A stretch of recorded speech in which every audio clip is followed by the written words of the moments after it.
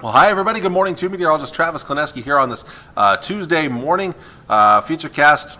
I hate to say it, but once again doing a terrible job of depicting rain this morning. We've got showers kind of right in here this morning, even a little thunderstorm activity around Broken Bow or just east of there. But there are a few showers out there this morning. Just for reference, I am going to bring up radar, even though I know this will be outdated by the time most of you see this, but this gives you a reference to what we're actually seeing right now. Otherwise, if you're not seeing rain and thunderstorms, and again, there's no intense threat of severe weather or anything like that this morning. But if you're not seeing rain and thunderstorms, you are seeing clouds around this morning.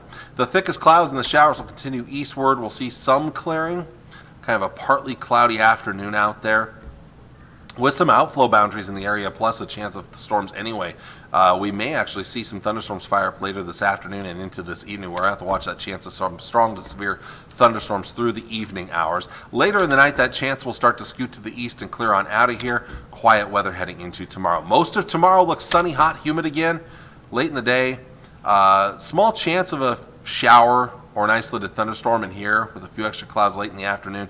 Better chance in here of some thunderstorms developing in western portions of the area and northern areas as well. As they push eastward later in the night, they will weaken though, and eventually skies will clear up heading into Thursday morning.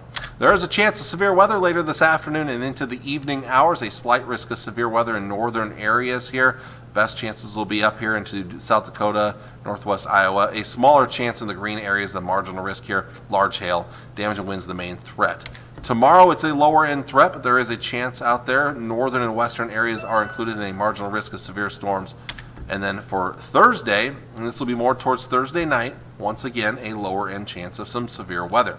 We've got almost nightly chances of thunderstorms. Even despite all the heat we've been dealing with, at least there are some small chances of thunderstorms in the forecast. So another afternoon and evening where the heat advisory will be in place. Most of these areas, this continues all the way through the end of the week here. If not, it'll probably be reissued. But what this means, commonly heat index values in the afternoon and early evening, 100 to 110.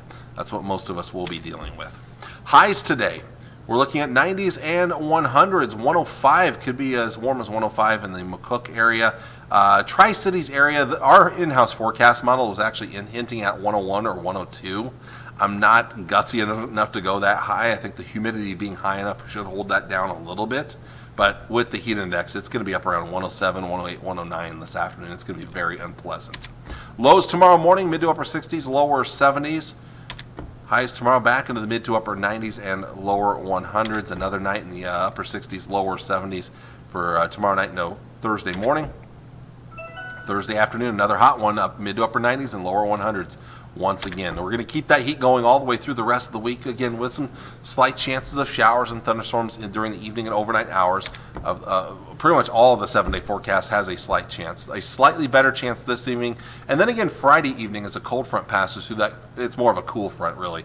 Cools us back a little bit for the weekend, so we're not quite so scorching hot, but still well above average. Lower 90s Saturday, mid 90s on Sunday, back near 100 on Monday, and even Tuesday now is looking like it's still going to be pretty toasty next week here. But after that, there are signs of a cool down coming towards the second half of next week. This is next Wednesday into Thursday, as we get back to near, maybe even a little bit below average. And in fact, the Climate Prediction Center for the week of August 1st to August 7th, that's a week out from now, they are predicting that we are going to begin to cool down and be back closer to average as the heat starts to get pushed back to the south and back to the west. So maybe not quite so scorching hot, and maybe even starting to get back to near or a little bit above average precipitation-wise next week. So this is later next week, but for this week, like I said, still pretty uncomfortable. I'll show you the long-range temperature trends here on this model. We'll wait for the information to get loaded in here.